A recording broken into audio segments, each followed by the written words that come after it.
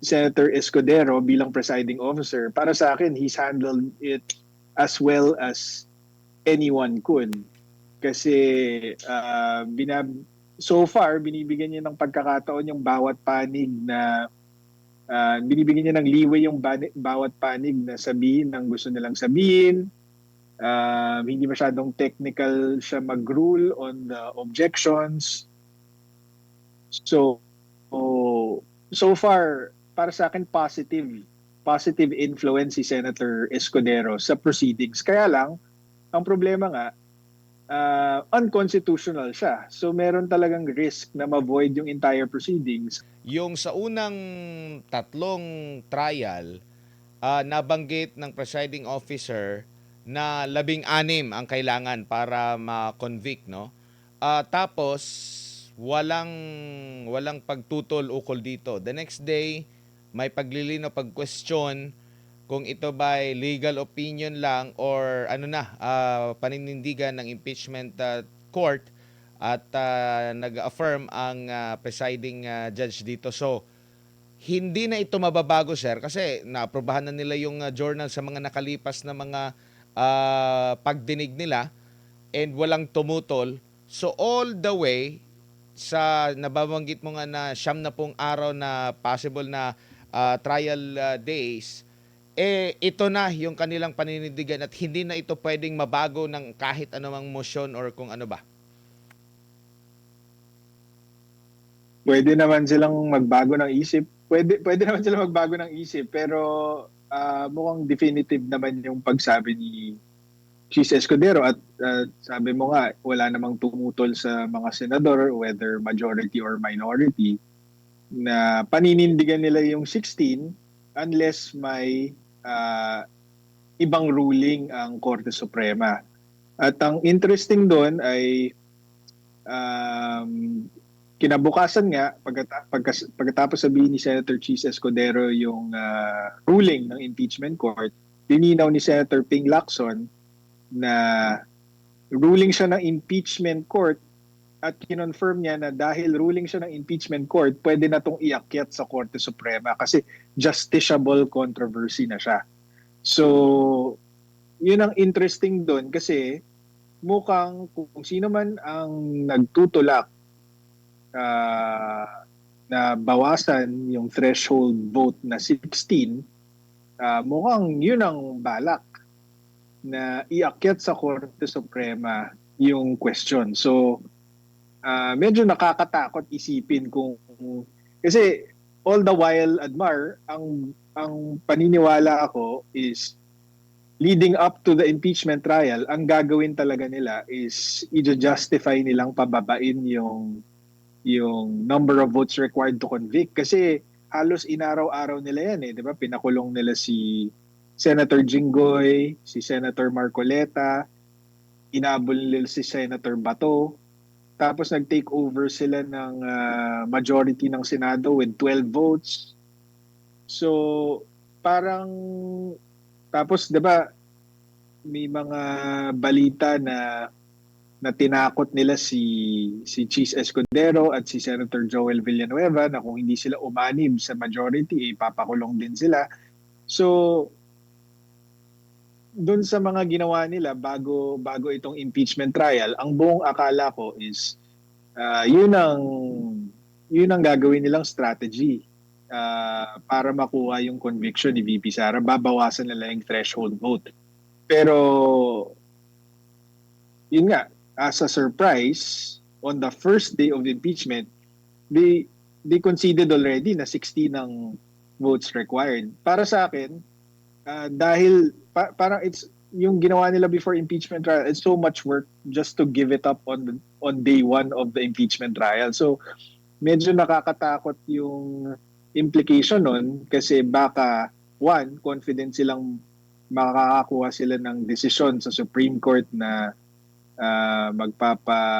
magsasabing less than 16 is okay to convict, or baka ang tingin ng mayorya at ng Malacanang ay kaya nilang makakuha ng 16 votes sa yun nga yung pananakot nila ng kaso. Opo, doon naman po sa posibilidad na lahat ng mga nangyari sa 3 araw na impeachment trial under kay Senador Chis Escudero, if ever na katigan ng Korte Suprema yung petisyon na inihain ng mga abogado ng grupo ni Attorney Israelito Torion, sa tingin nyo po, mawawala lahat ng mga pinagagawa nila na mga desisyon, lahat noong unang 3 araw po, attorney? Well, posible yon, and baka yun nga yung prayer ng petitioners doon sa kaso na yon. Kasi nga, totoo naman na unconstitutional naman talaga na ang isang hindi Senate President ang maging presiding officer sa impeachment. As explained nga nung magkapatid na Senador Alan Peter Cayetano at ni Pia Cayetano, bagamat hindi nakasaad sa konstitusyon na dapat Senate President ang magpre-preside sa impeachment trial, kaya lang siya hindi nakasulat dahil yung framers na mismo ang naglinaw sa deliberasyon para sa konstitusyon na kaya hindi ilalagay na Senate President ang presiding officer sa impeachment ng kahit sinong opisyal maliban lamang sa presidente ay dahil understood na ito. So nagdesisyon sila na hindi na kailangan isulat. Parang ang naging explanation is pag presidente ng Pilipinas ang nakasalang sa impeachment, ang magiging presiding officer ay ang Chief Justice ng Supreme Court. For all other cases, Senate President. Pero understood na yun, kaya hindi na kailangan isulat. So unconstitutional talaga yung pagtalaga kay Senator Escudero bilang presiding officer. At makikita natin kung magre-resulta ito sa pag-void ng entire proceedings. Sana hindi naman dahil medyo medyo effective si Senator Escudero bilang presiding officer. Para sa akin, he's handled it as well as anyone could. Kasi so far, binibigyan niya ng pagkakataon yung bawat panig na binibigyan niya ng leeway yung bawat panig na sabihin ng gusto nilang sabihin. Hindi masyadong technical siya mag-rule on the objections. So far, para sa akin, positive influence si Senator Escudero sa proceedings. Kaya lang, ang problema nga, unconstitutional siya. So meron talagang risk na ma-void yung entire proceedings. Ang tanong is, bakit ipipilit ng mayorya at ng mga taong nasa likod ng mayorya na gawing presiding officer si Senator Chis Escudero kung alam naman nilang may high risk of unconstitutionality yung ginagawa nila. So dahil nga may mga banta din kay Senator Chis Escudero na ipapakulong siya, non-bailable in connection with the flood control scandal, maaring tinalaga siya dyan para i-secure yung conviction ni VP Sara. Sa ngayon, di pa natin nakikita kung na nangyayari yun. Pero baka sa mas mga eksplosibong mga ebidensya at mga article, baka makita natin na biglang pumapanig na si Senator Escudero sa prosecution. Diba? Makikita natin, dapat bantayan natin yan. Pero hindi rin po ba, kasi parang alam na nila eh. Kasi nangyari itong paglalagay nila ng bagong leader, nangyari itong lahat yata within same day, na after na merong mahalal bilang bagong pinuno nila, or parang Senate pro tempore pa lang ata yon, no, sa katauhan ni Senador Win Gatchalian. Next nilang move noon during that time, no, nagkaroon ng na lumipat na ata si Joel Villanueva, ay yung pagbago ng rules na kahit 12 lang silang bumoto, nagbago sila ng rules. So kumbaga nakikita na nila during that time, as early as that time, na mangungulelat si Senator Win Gatchalian Kaya meron ng nakahandang rules na pwede silang pumili kung sino yung magpe-preside. Na-finalize lang yung pagiging Senate President ni Senador Win nung lumipat na si Senador Chis Escudero, kaya nakakuha sila ng 13. Hindi na questionable yung pagiging Senate President niya. Ang questionable ngayon doon sa pag-amyenda nila sa rules na una, maliban doon sa 12 lang, meron pang sinasabi si Senador Alan Peter Cayetano na dapat may 1 day na abiso mula sa kanila kung merong mga pagbabago, lalo na sa rules of impeachment, attorney. Yeah, tama naman lahat yun. Na mukhang ganong kaaga linano lahat ng ito. Pero yun, the fact remains. So far so good. Para sa akin, Senator Cheese appears fair and he's handling it well. Kumbaga, kung siya yung judge ko sa korte, sabihin ko, mahusay siya. Pero again, hindi pa para sa akin itong article na itong Article 4, ito nga yung pinaka walang kwenta Pero na article isa ng pa sa prosecution. So hindi pa ganun ka high stakes ito. Opo, may singit ko lang. Maaari bang, halimbawa, kasi parang ang pagbabalik ng kanilang sesyon ay sa SONA pa, no? Or after SONA, maaari silang, or during SONA, pwede pa bang mabago yun? Halimbawa, doon nila i-finalize na, kasi may 30 na sila eh. Doon nila i-finalize ulit, magbotohan sila ulit doon sa pagbabago ng impeachment rules na pwede silang pumili. Pwede pa ba yun na mahabol sa tingin nyo po, attorney? If ever man na wala pang desisyon ang Korte Suprema, pero mas magmumukha tuloy na mas malinaw na kaya nila inulit itong pag-amyenda kasi alam nilang mali, pero dahil 30 na sila, kaya sinilyohan nila. Maring ganun. Pwede rin ba yun, attorney? Tingin ko, ang posisyon nila dyan is nung naging 13 na sila with Senator Joel Villanueva, inapprove daw kasi yun ang narinig kong justification ni Senator Win eh. While it is true na 12 lang sila nung pinalitan nila yung impeachment rules, nung 13 na sila, inapprove yung minutes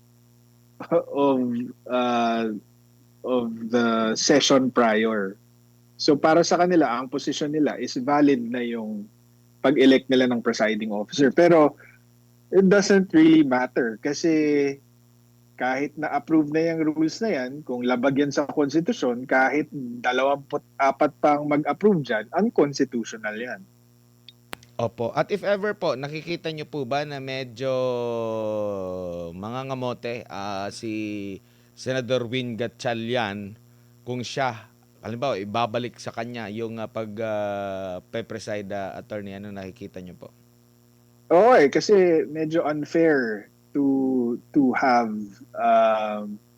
unfair for him and unfair to the parties to have a non-lawyer preside over the impeachment. Kasi nakita nyo naman, napaka-technical ng objections. Imagine nyo kung non-lawyer, kahit hindi naman si Senator Gatchalian eh. Imagine nyo, kunyari, hindi napalitan si Senator Tito Soto. Imagine nyo siya mag-preside sa impeachment court. Yun nga eh. Hindi ba magiging katawa-tawa yung proceedings kung ganon? Opo. Tingin ko masyado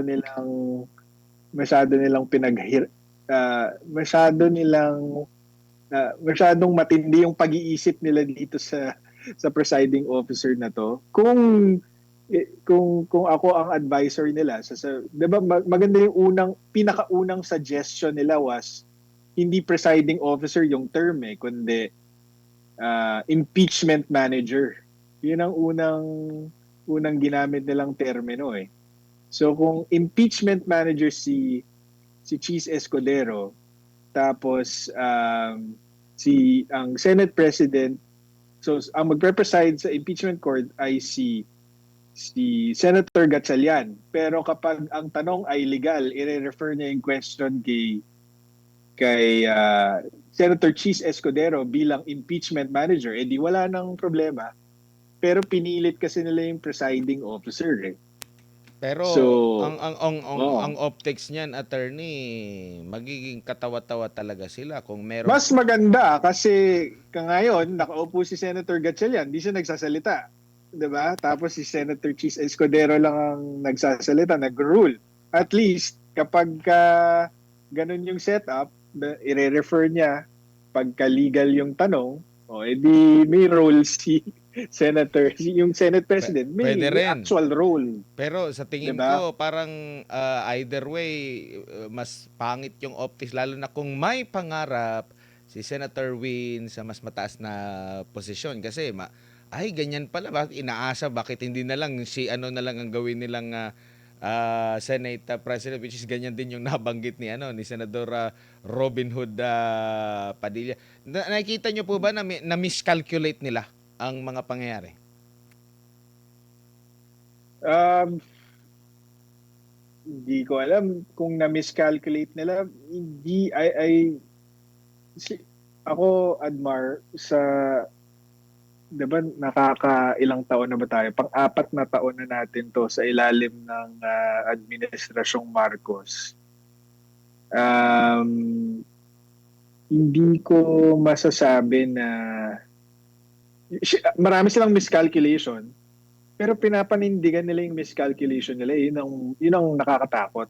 Kasi kahit nagkamali sila, ipipilit nila at habang tinotolerate ng taong bayan, itutulak at itutulak nila.